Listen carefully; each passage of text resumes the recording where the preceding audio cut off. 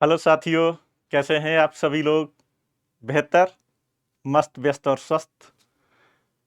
आज आप लोग थंबनेल में देख रहे होंगे और बहुत सारे प्रश्न भी थे आप लोगों के कि सर एक छोटी सी रणनीति जो है वो यूपीएसआई के प्रिपरेशन के पॉइंट पर जो है लेकर के आइएगा।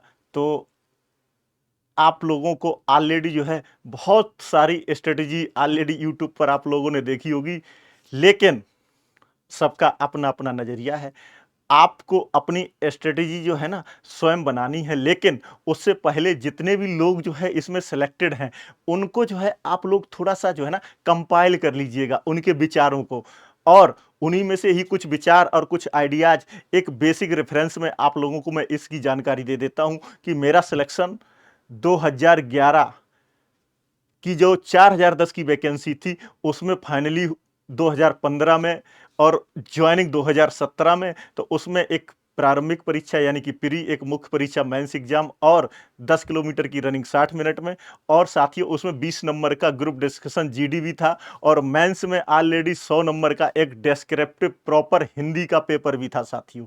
तो ये उस समय का सिस्टम था। चूंकि इसमें लंबा समय लगा, भर्ती बोर्ड ने ये सोचा कि जरा इस प्रक्रिया को थोड़ा शॉर्ट करते हैं। तो अगले रिक्रूटमेंट 2016 में आप लोगों को पता है ऑलरेडी कि एक सिंगल एग्जाम कराया गया जिसमें सेक्शनल कट ऑफ 50% और टोटल का 50%। सिमिलरली 2021 में उसी पैटर्न पर सेक्शनल कट ऑफ को और डिक्रीज किया गया जिसको कि 35% रखा गया। और ऑलरेडी ये सारी चीजें आप लोगों की नॉलेज में होंगी भी होंगी साथियों। अभी तक ऑफिशियली किसी भी तरीके से सिलेबस में कोई चेंजिंग अभी तक नहीं है साथियों। हालांकि विचार चल रहा है डेस्क्रिप्टिव का कुछ न कुछ हिंदी या ड्राफ्टिंग के पॉइंट पर जो है विवेचना के स्तर पर जिस तरीके से चीज़ें इन्वॉल्व हैं उस लेवल पर कहीं ना कहीं ये मंथन चल रहा होगा।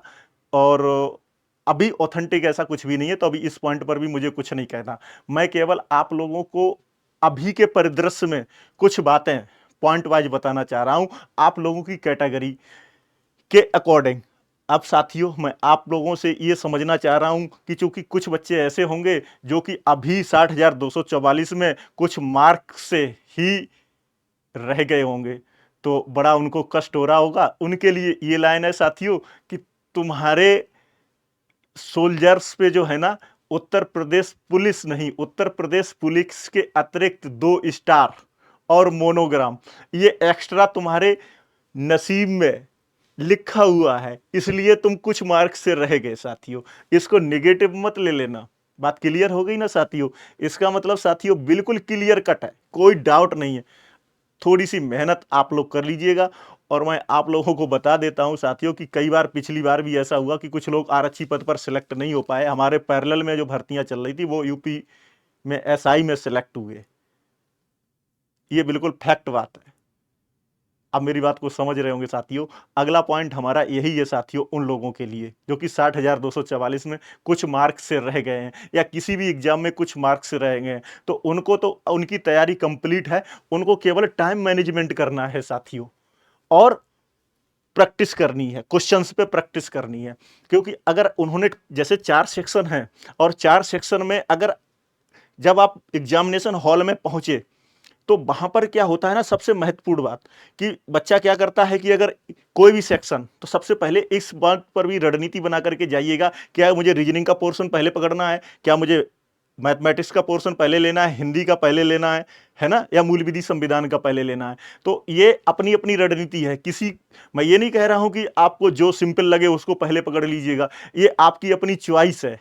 आप पहले एक सेक्शन को पकड़िएगा, और अगर आपको लग रहा है ना कि कंटिन्यू ये भी नहीं आ रहा, ये भी नहीं आ रहा, ये भी नहीं आ रहा, ये भी नहीं आ रहा, और आपका जो है फिर टेम्परामेंट जो वो बढ़ रहा है, आपकी जो है माइंड्स की जो नर्व सिस्टम है ना वो बड़ा एकदम भयानक खड़बड़ाहट हो रही है उसमें, बोले यार मुझे तो कुछ नहीं आ रहा, मैंने तो इतनी तैयारी की थी। नहीं साथियों, अगर आपको नहीं आ रहा ना तो किसी को नहीं आ रहा होगा, घबराने की जरूरत नहीं है। अगर किसी भी सेक्शन में कंटिन्यू अगर लगातार आपको 10-12 क्वेश्चन भी नहीं आ रहे हैं, 15 क्वेश्चन भी नहीं आ रहे हैं, तब भी आपका जो बीपी है ना, यानी कि आपकी जो रेस्पायरेशन रेट है ना, आपके माइंड में बिल्कुल भी सिकुड़न नहीं आनी चाहिए।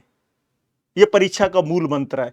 आप जिस टेम्परामेंट से, जिस मोरल से एग्जामिनेशन हॉल में जिस कॉन्फिडेंस से एंट्री किए है ना, वो 10 क्वेश्चन 15 क्वेश्चन ना आने पर भी वो मैनेज होना चाहिए। बात क्लियर हो गई साथियों? अगला पॉइंट यही है, अगर कंटिन्यू आप 40 क्वेश्चंस को एक बार एनालिसिस कर लें, 40 क्वेश्चंस को एनालिसिस कर लें, तब भी घबराने की बात नहीं है। लग रहा है आपको क्विट करना है, क्विट कर दीजिएगा सेक्शन को, अगले सेक्शन पे आ जाइएगा।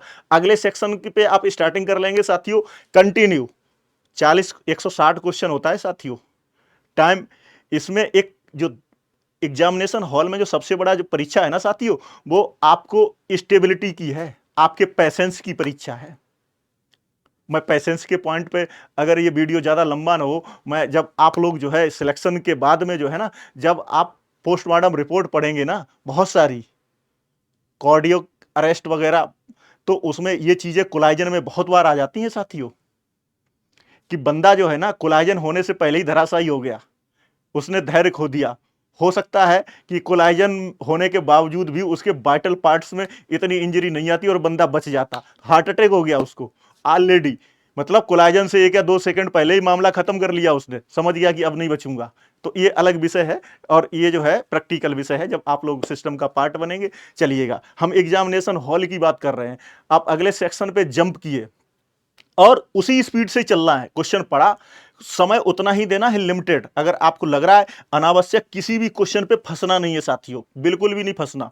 अगर एक क्वेश्चन पे आपको लग रहा है कि एवरेज समय से थोड़ा सा भी अधिक समय नहीं देना, क्वेश्चन को छोड़ देना है, अगले क्वेश्चन पे जंप करना है साथियों, अगले क्वेश्चन पे जंप करना है। क्योंकि उद्देश्य ये नहीं है कि आप क्वेश्चन सोल्व कर रहे हैं और आपने टफ से टफ क्वेश्चन सोल्व कर दिया। उद्देश्य ये है कि हम कितने क्वेश्चन और कितने टाइम पीरियड में अटेम्प्ट कर रहे हैं साथियों। तो वो 40 क्वेश्चन आपने रनअप में किए, फर्स्ट बार में जितने भी हो गए, दूसरी बार में आप आएंगे, टिक लगाते रहेंगे, ठीक है ये ओके, ये ओके, ये ओके। अगली बार में जितने भी आएंगे, उसके बाद में फिर आप पैरेलल चलेंगे, अगली बार फिर आएंगे पूरे सिस्टम में। यानी कि आपको लगभग 1 घंटे के अंतराल में, जो पहला 1 आवर है ना, उसमें 160 क्वेश्चन एक एक बार बिल्कुल रीड कर लेना है। क्यों? क्योंकि कभी ये ना हो कि इस सेक्शन के ये सिंपल क्वेश्चन से छूट गए, वो छूटने नहीं चाहिए साथियों। जिस बंदे ने 160 क्वेश्चंस रीड कर लिए, और इसके बाद में double, triple layer, 4th layer, इस तरीके से आपको साथियों चलना है। तो ये तो एग्जामिनेशन हॉल की बात हो गई साथियों। तो रणनीति पर बहुत बहुत लंबे वीडियो भी बन सकते हैं, शॉर्ट वीडियो भी बन सकते हैं, अलग अलग पॉइंट की दशा है। तो रणनीति जो है ना साथियों, इसको मैं कई पार्टों में डिवाइड करूंगा। मैं साथियों ये भी बात कहना चाह रहा हूं कि जैसे अगर आपका एग्जाम की डेट आ गई है, एक 1 वीक का भी शेड्यूल होता है कि उससे 1 सप्ताह पहले क्या करें, 3 दिन पहले क्या करें। आप उस अपने जो है एग्जामिनेशन हॉल को, यानी कि जो आप एग्जामिनेशन सेंटर है, आप उस शहर में कितने दिन पहले जाएं, यह भी एक रणनीति का हिस्सा है। क्या आपको 2-4 घंटे पहले या 1 आध दिन पहले अपने उस स्कूल का एक राउंड ले लेना चाहिए? तो यह भी एक रणनीति का हिस्सा है साथियों। मैं इस पर भी एक वीडियो लेकर के आऊंगा, क्योंकि जब आप मेंटली जो है ना, आपके माइंड में बिल्कुल चीजें सेट हो जाएंगी कि सर ये रास्ता है, ये मेरा स्कूल है, और 1 दिन पहले अगर राउंड, और रनिंग के पॉइंट पे भी मैं कहना चाह रहा हूं साथियों, जिस दिन आपका रनिंग हो ना, उससे 1 दिन पहले साथियों उस ग्राउंड में जैसे भी संभव हो आप एंट्री करके उसका एक राउंड लेना। आप मेरी बात को समझ रहे, और ना राउंड लें तो कम से कम उसके सराउंडिंग्स में चारों तरफ बाहर से देख लें, जिससे कि आप मेंटली प्रिपेयर हो जाएंगे। इससे आपको बहुत रिलैक्स मिलेगा। तो हर एक पॉइंट पर बेटा रणनीति है, तब कहीं अंतिम चयन सूची में किसी भी व्यक्ति का नाम आ पाता है। तो अब मेरी बात को साथियों, पॉइंट टू पॉइंट जब अलग अलग जो है, मैं रणनीति के 3-4 वीडियो बनाऊंगा, ठीक है ना, और अलग अलग पॉइंट पे लेकर के आऊंगा साथियों। तो एग्जामिनेशन हॉल की बात हो गई, और वीडियो अनावश्यक बहुत ज़्यादा फिर लंबा हो जाएगा साथियों। तो अलग अलग पॉइंट पे रणनीति, कमेंट बॉक्स में अगर आप कमेंट करेंगे तो आपके जो डाउट्स है ना, अभी मैं एक प्लान और है साथियों, वो मैं अभी आप लोगों को बता दूं कि हम आप लोगों से लाइव मुलाकात करेंगे, लाइव आएंगे आप लोगों के साथ, और आपके क्वेश्चंस लाइव लेंगे और प्रयास करेंगे उनका आंसर देने का साथियों। तो आप लोगों को ये बातें कैसी लगी, आशा करता हूं अच्छी लगी होंगी। एंजॉय करिएगा, तैयारी करते रहिएगा। और हाँ, जो मेरी तांडव सीरीज है, उस पर जो है मानसिक अभिरुचि का वीडियो मॉर्निंग में लगातार कंटिन्यू मैंने टाइम दे दिया है, 7 बजे अपलोड होते रहेंगे, और आप लोग वो 10 या 15 मिनट का समय अवश्य वहां पर देते रहें, जिससे कि आपको मानसिक अभिरुचि के पॉइंटों पर प्रैक्टिकली भी लाभ मिलता रहेगा। और जब आप उस टाइप के क्वेश्चन सोल्व करेंगे तो उसमें जो है फिर 100% एग्जामिनेशन हॉल में आपका जो है ना बीपी, टेम्परामेंट है ना, और रेस्पिरेशन रेट, ये सब कुछ नहीं बढ़ेगा, पसीने नहीं आएंगे। आप चिंता मत करिएगा साथियों, जुड़े रहिएगा हमारे साथ कम्युनिटी वेलफेयर क्लासेस यानी कि CWC पर। जितनी संख्या में जुड़ेंगे, सब्सक्रिप्शन में आप लोग जो है थोड़ा सा नहीं करते हैं, व्यूज बहुत आते हैं तो कर दीजिएगा। कमेंट बॉक्स में देख लेते हैं, कुछ नहीं लिखते हैं तो लिख दीजिएगा साथियों, अच्छा लगेगा हमको। Okay sir, good night, bye bye, take care, जय हिंद साथियों।